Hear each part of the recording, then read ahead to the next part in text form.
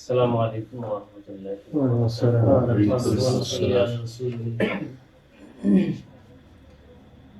আমি কোন ধরনের ভূমিকা ছাড়াই শুরু করতে চাচ্ছি, সেটা হলো যে এই সংগঠনটাকে আমরা একটা গাছের চারার মতো যদি আমরা অনুমান করে নিই, কেউ পানি দেব গাছের চারার গোড়ায়, কেউ ঘিরা দেব, কেউ দেখা যাবে যে ছাগল বা গরু থেকে যেন এটা রক্ষা পায়, এভাবে আমরা এটাকে প্রোটেক্ট করব।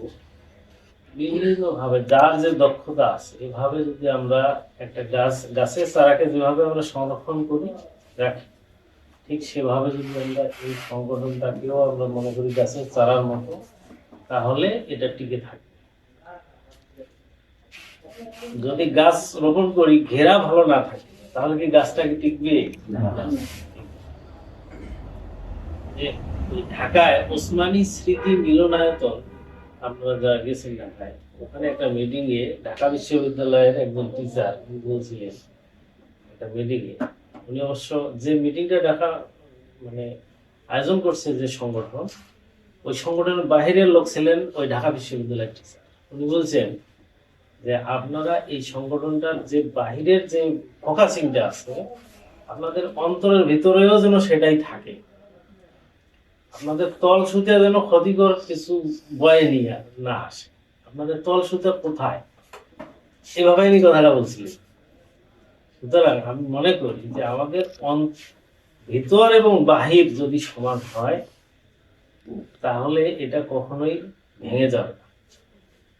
যদি ভিতরে সংকীর্ণতা থাকে আমাদের ভিতরে, এখনো অনেকের ভিতরে ভয় কাজ করতেছে, এটা টিকবে কি টিকবে না, কি বল?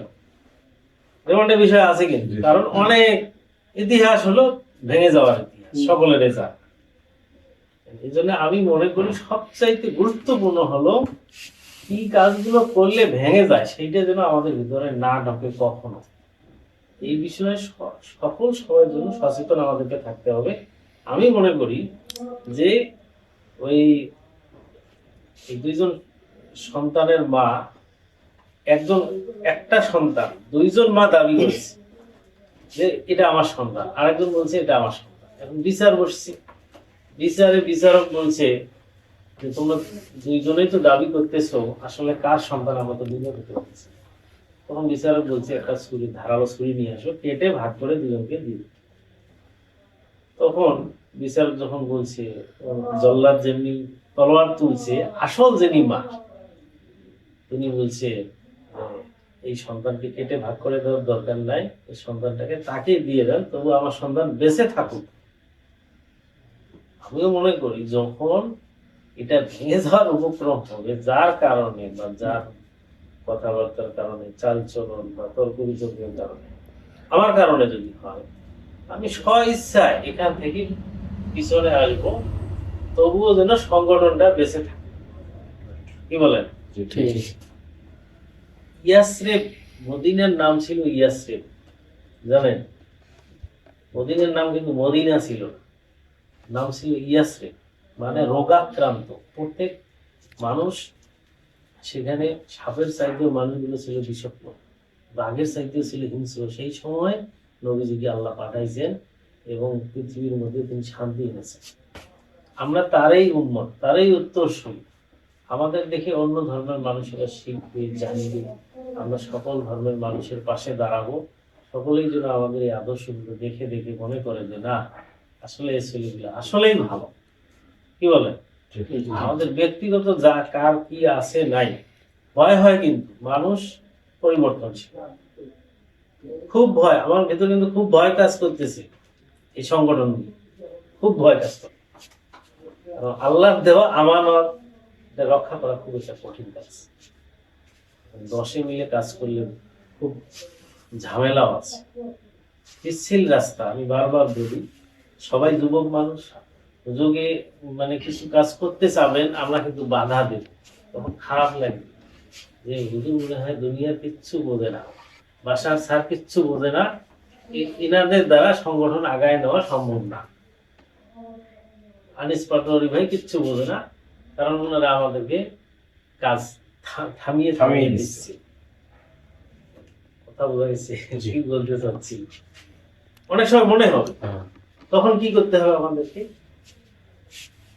স্বেচ্ছা মেনে নিতে হবে যে না, আপনারা যেটা বুঝতেছেন, যদি ধীরে যায় নাও আগায়, আমাদের আমরি মেনটেন যে মানে এই আমাদের মুরব্বী মানা বা নেতা মানা বা দেখা গেল সিনিয়রিটি মেনটেন করা, এটা আমাদেরকে মেনটেন করতে হবে। এই যে একটা হাত দেখেন, টিম ওয়ার্ক, টিম ওয়ার্কে আমাদেরকে যেতে হবে।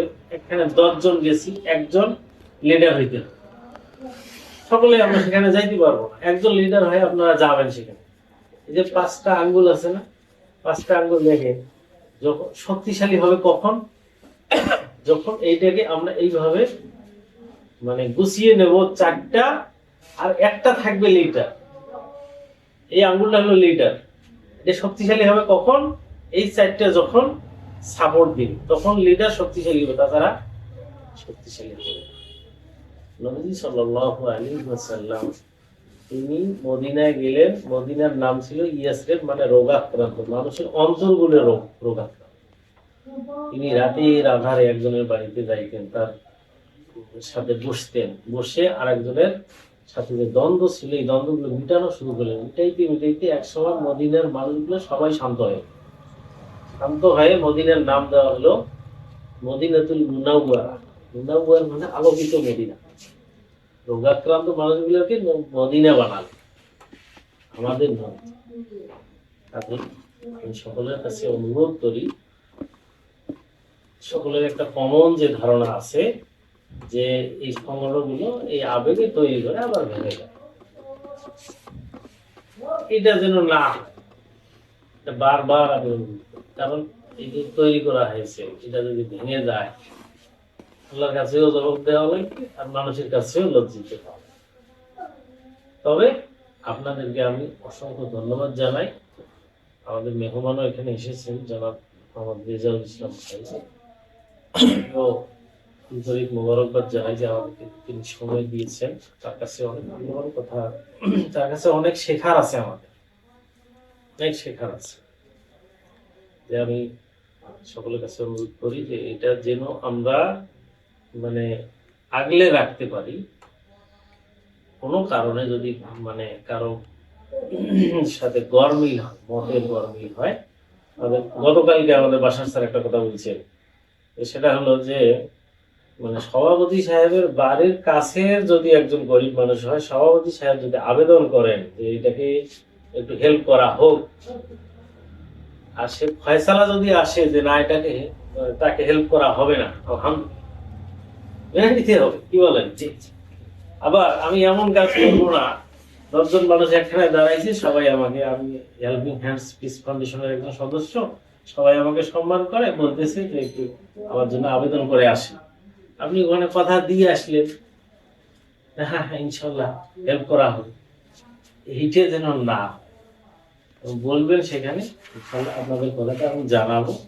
আমাদের ফয়সালার বাইরে আমরা আসলে যাই না। কি বলেন? জি জি জি। আগেই যদি কথা দিয়ে আসেন তাহলে তখন তো সেটা দিতেই হবে, তখন তো সেটা দিতেই হবে, নাহলে আপনার তো ইজ্জত নিজেরই মন খারাপ। হ্যাঁ ঠিক আছে। মাসিক মিটিং এর মাধ্যমে হোক, তারপর ষান্মাসিক বা 6 মাসে একদিন মিটিং এর মাধ্যমে ফয়সালা হয়ে আমরা মাঠে চলি।